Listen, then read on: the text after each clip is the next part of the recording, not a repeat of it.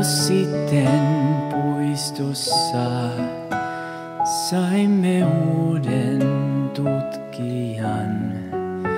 Hän laittoi viestin myöhemmin, et kyllä tää riittää sittenkin.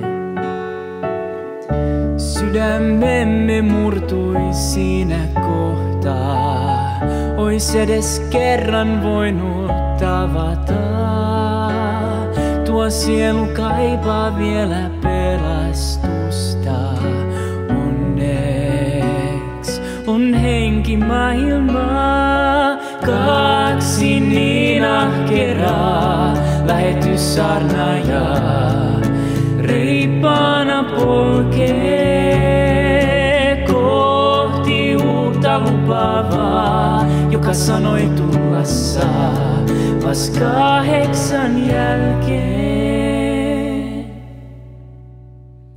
Päästin sinne ajoissa, mut ovet oli lukossa.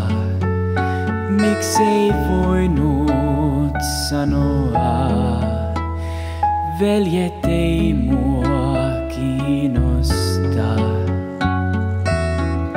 Kädet ristiin ja me polvistuttiin, huusimme avuks taivaan voimia. Johdata askelemme luokse sielun, joka etsi totuutta.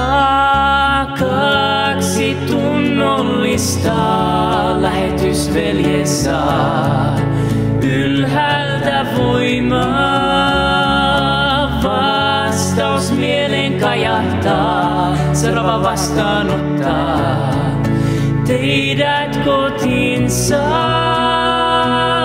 Antakaa Mormonin kirjaa ja lukekaa lupaus Mormonilta. Opettakaa häntä rukoilemaan, sydämensä kosketaan.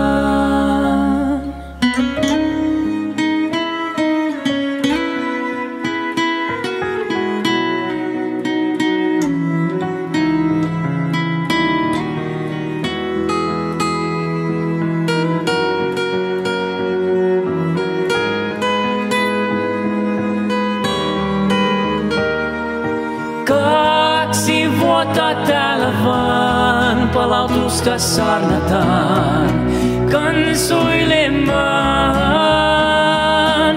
Uskomme vapahtajan saa meidät sinun oventaa todistuksen lausumaan, että 200 vuotta myöhemmin siitä kun Joseph rukoili ja halusi totuuden tietää, Herra johtaa kirkkoaan kutsuen kaikkia lapsiaan. Saammeko kertoa lisää?